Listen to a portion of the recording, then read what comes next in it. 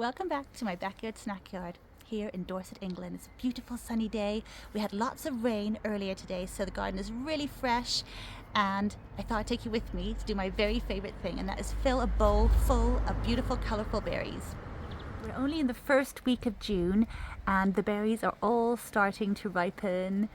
It's so exciting. This bunch of yellow berries are some that grew from two plants that our friend gave us when he dug them up, and he wasn't entirely sure what the cultivar name was because he inherited them when he bought his garden. But recently someone mentioned that they look like a cultivar called two-timer Sugana yellow, and I've looked at it and I think that is exactly what they are. Two-timer Sugana yellow are super good croppers. They just keep producing. And right now they are cropping on last year's wood. So I left the canes, after they fruited in the autumn, I left the canes over winter, and you can see they've turned really brown here. And they're sending out all these side shoots which are just full of berries. So this is their second crop. And once they're finished with this crop here, I will chop those canes down because they are done.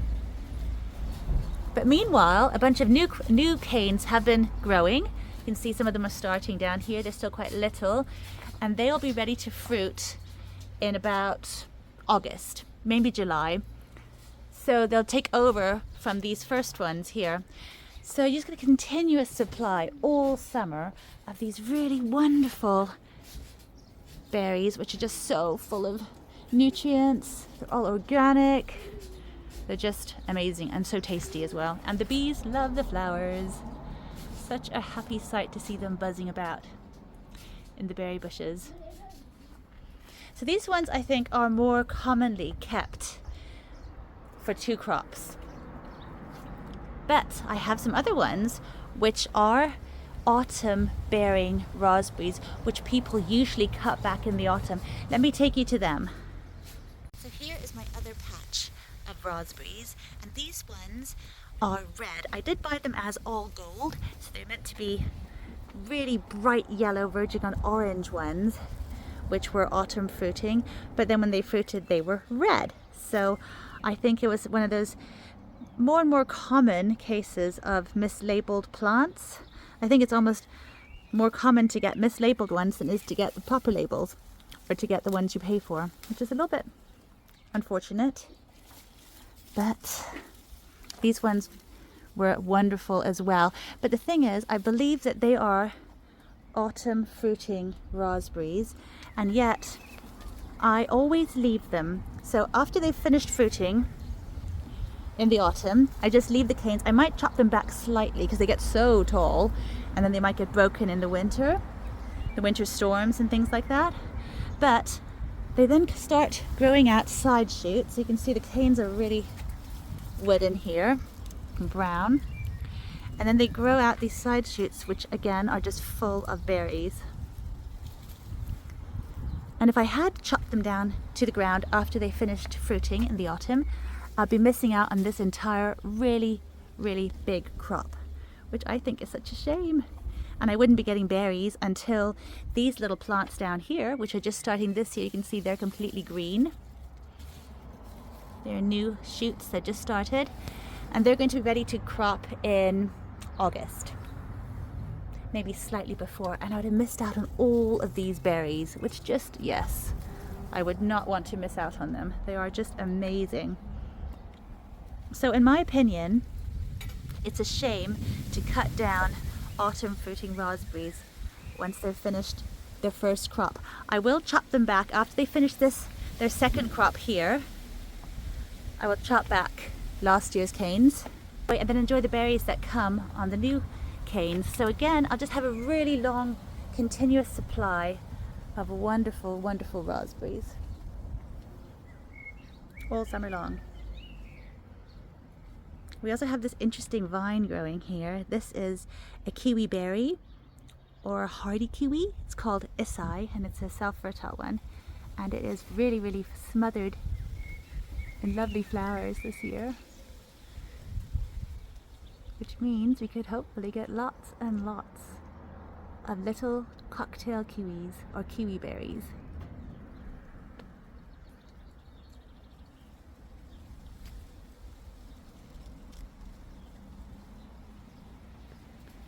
I'll just show you one more thing before I continue picking my bowl of berries.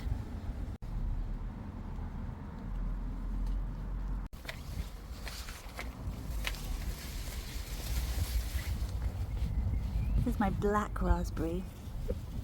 I planted it last year and it is sending out little runners down here. So it's looking more like a bush, and I'm hoping it's going to be fruiting on 1-year-old wood. So hopefully by next year we'll get some of our first black raspberries.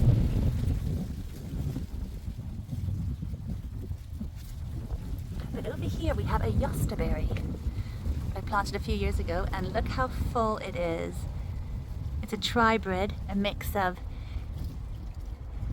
Gizburys and black currants. And look at it. It's just so full of wonderful berries. It's supposed to be just this perfect mix of Gizbury and black currant.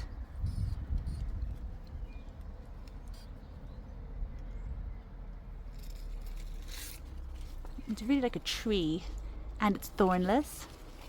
So there's all kinds of reasons to love it, because the gooseberries are very thorny.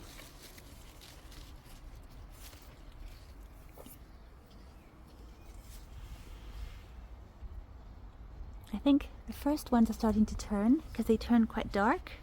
There's one, she's starting to get a bit colourful there. So hopefully in a month or so we'll have some of these lovely yostaberries.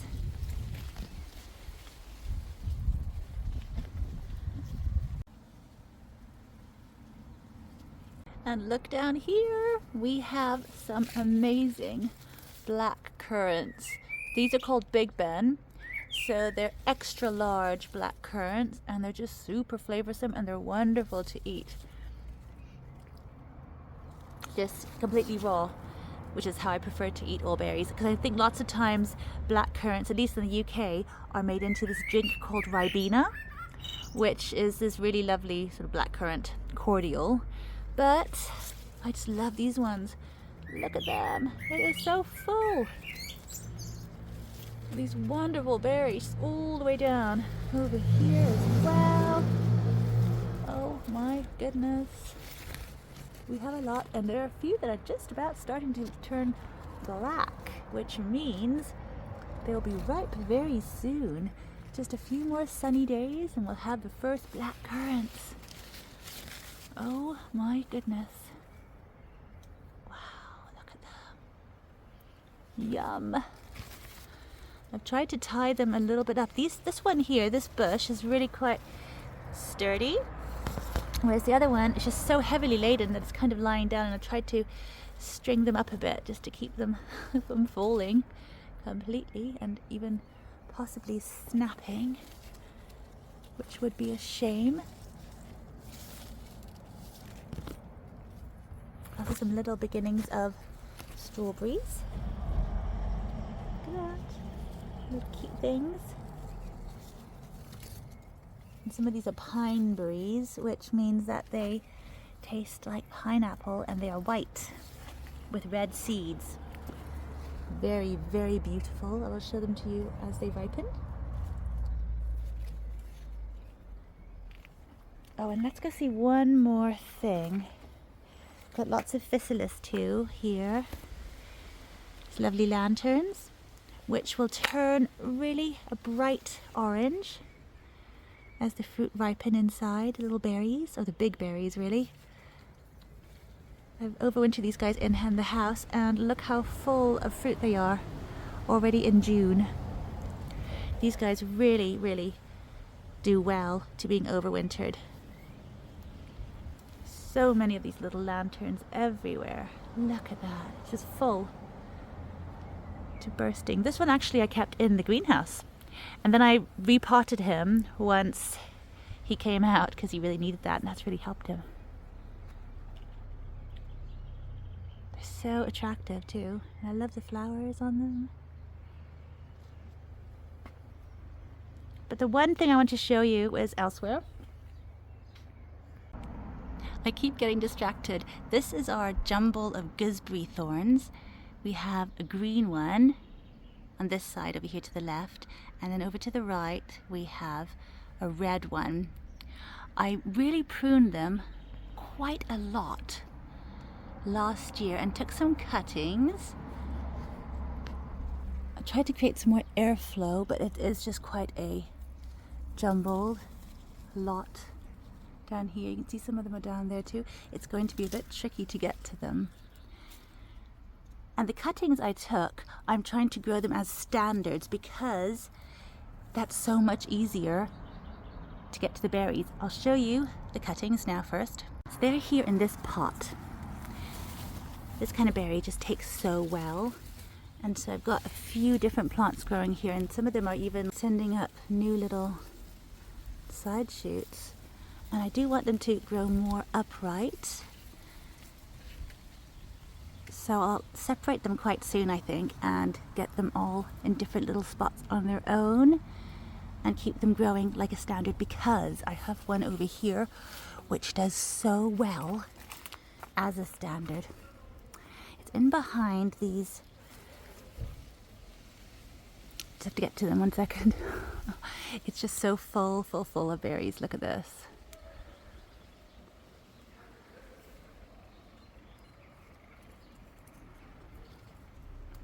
And I kind of want to start supporting some of these branches because they're really heavy and long, and I should have pruned them earlier. Let's have a look. Look at this. They look like grapes, don't they?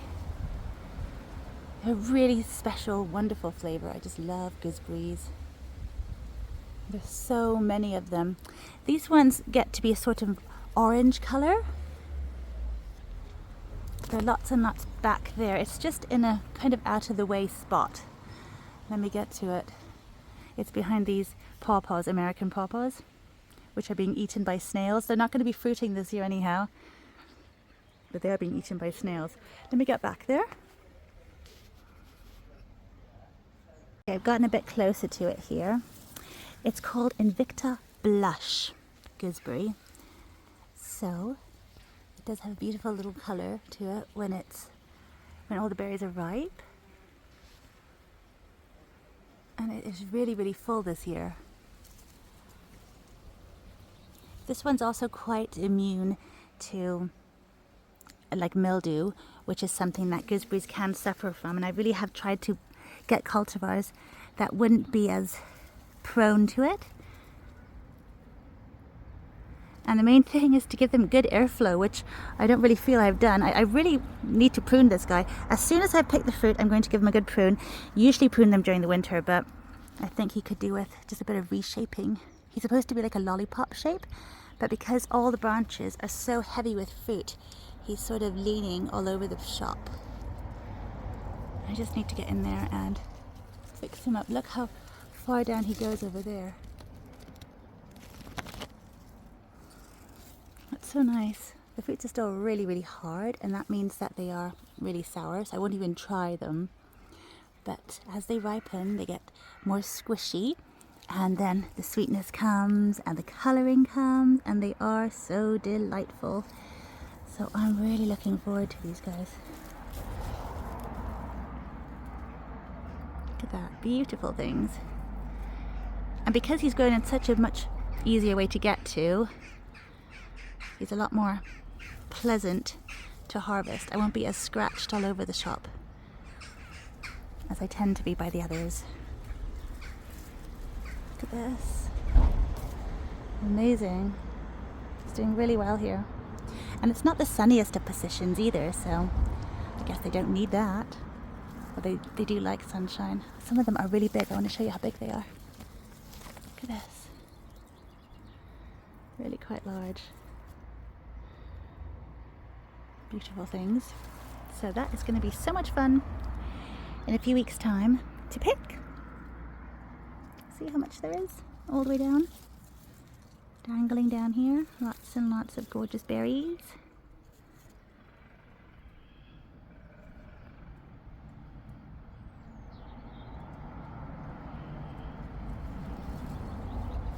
I've also planted my duo plum tree behind here, and if you remember, that was a few weeks ago now, and it was just a dead thing, but now both sides are shooting up.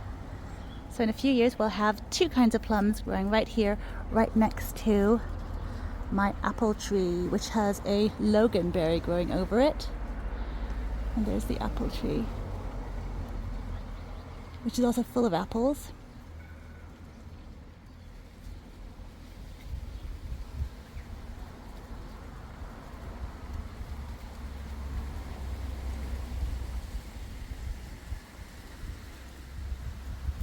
It's a really bargain duo plum tree, so I'm really happy to see that it's woken up and putting on lots of growth.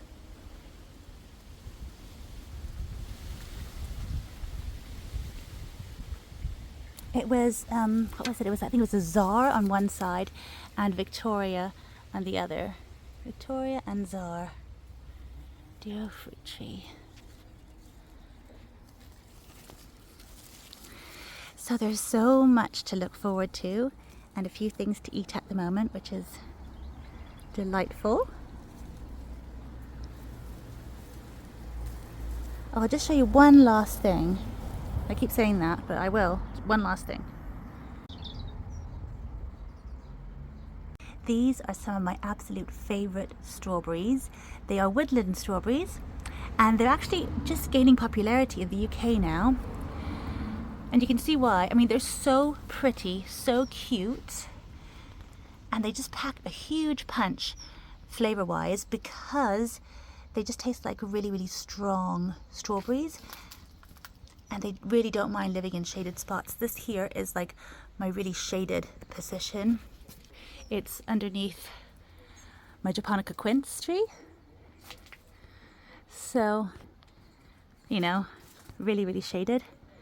And also full of birds, so I'm always surprised when there are some fruit left here, because the birds live in these quite thorny bushes, this thicket. But the little woodland strawberries just do really well here. They provide like a lovely ground cover. You can see some of them have been eaten, and you can just go around and do a little berry hunt here as they ripen. The flowers are really cute and dainty as well.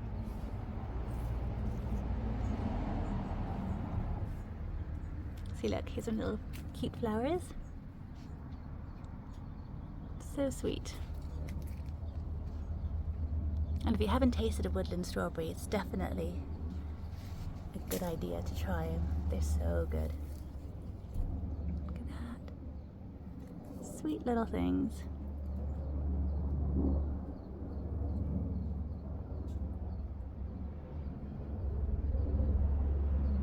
I think I have some regular larger strawberries that have been added to the mix here, so they might cross-pollinate and we might get some more strawberries down here. But yeah, they're really fun. Again, this is a larger one. You can really see by the leaves. The leaves of the woodland ones are much lighter green.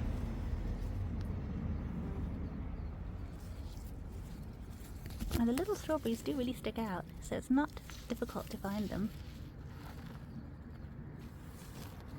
It's just about getting there first before the birds do, because they really love them.